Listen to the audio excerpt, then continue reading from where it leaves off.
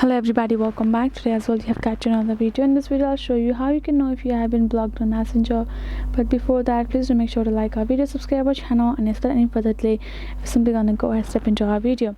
So for that, what you're gonna do is simply gonna go ahead first access your Messenger app, and let's say there is a particular user whom you have been blocked by and you would like to know. The first you're gonna go to the user, like you're simply sending them a message, right? But you send them a message and it just shows you this check mark that a message has been sent, but it does not show that profile, the red profile icon, right? So that is the first indicator for you to know that you have been blocked.